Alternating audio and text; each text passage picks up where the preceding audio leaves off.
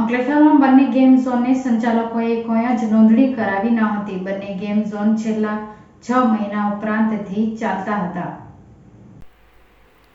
રાજકોટની ગજારી ઘટના બાદ તંત્ર સફાળો જાગી દોડતું જોવા મળી રહ્યું છે. ત્યારે અંકલેશ્વરના હાંસોટ રોડ ઉપર આવેલા તુલસી સ્ક્વેર કોમ્પ્લેક્સના બીજા માળે આવેલા ગેમ ઝોનના તાળા લટકતા જોવા મળી રહ્યા છે. ગેમ ઝોન સંચાલકોએ જાતે જ તાળા મારી દીધા હતા. નગરપાલિકાના ફાયર વિભાગ દ્વારા તુલસી સ્ક્વેર ખાતેનું ગેમ ઝોનમાં તપાસ કરી હતી અને ગેમ ઝોનમાં જવા માટે એકમાત્ર માર્ગ આવેલું હોવાની હાલ ગેમ ઝોન બંધ કરાવી દેવામાં આવ્યું હતું અને નગરપાલિકા દ્વારા સંચાલકોને નોટિસ ફટકારીને ઉચ્ચ કક્ષાએ લેખિતમાં જાણ કરી હતી. આ વચ્ચે અંકલેશ્વર વાલિયા રોડ ઉપર બડકોદરા ગામ પંચાયતની હદમાં કાપોદ્રા પાટિયા પાસે એપલ પ્લાઝાના ગેમ ઝોન ત્રીજા માળે આવેલું છે. જે ગેમ ઝોનમાં જવા માટે માત્ર એક જ માર્ગ આવેલ છે. અન્ય કોઈ માર્ગ નજરે પડ્યો ન હતો. બંને સ્થળ ફાયર સેફટીનો અભાવ અને સિંગલ એન્ટ્રી એક્ઝિટ હતી. એટલું જ નહીં, બંને ફન ઝોન સંચાલકો સ્થાનિક વહીવટીતંત્રને ઢોળીને પી ગયા હોય એમ ના તો પંચાયતની કે પાલિકાની મંજૂરી લીધી હતી.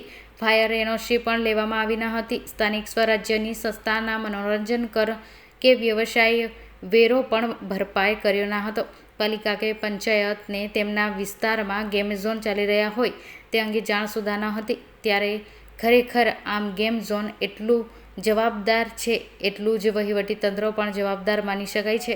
રાજકોટ ઘટના બાદ તપાસ કરતા બંને ફન ઝોન તેમના ધ્યાને આવ્યા અને કાર્યવાહી કરી છે. તો એ પહેલાં કેમ ના થઈ અને આ બાબત તબક્કાવાર તપાસ કેમ ના કરી તેવા સવાલ ઉઠી રહ્યા છે.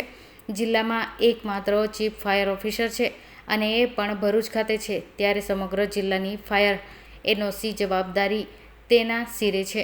અન્ય સ્વરાજ્યની સંસ્થા એ માત્ર અભિપ્રાય આપવાનો હોય છે.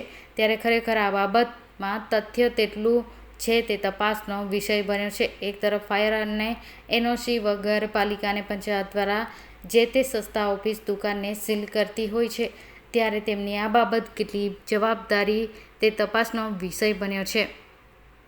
તાજેતરમાં રાજકોટમાં ગેમ ઝોનમાં જે દુઃખદ ઘટના ઘટી એ અન્વયે અંકલેશ્વર નગરપાલિકામાં ગેમ ઝોન બાબતે સર્વે કરવામાં આવેલો હતો. એ સર્વેની અંદર તુલસી સ્ક્વેર ફન વર્લ્ડ એક જ આપણે ત્યાં ગેમ ઝોન આવેલું છે અને એમનું ગઈકાલે નગરપાલિકાની ટીમ તેમજ ભરૂચના ફાયર ઓફિસર દ્વારા ચકાસણી કરી અને એમને જે ઘટતી વસ્તુઓ છે એનું કમ્પ્લાયન્સ કરવા માટે કહેવામાં આવેલું છે અને નગરપાલિકા દ્વારા એમને નોટિસ પણ આપવામાં આવેલી છે.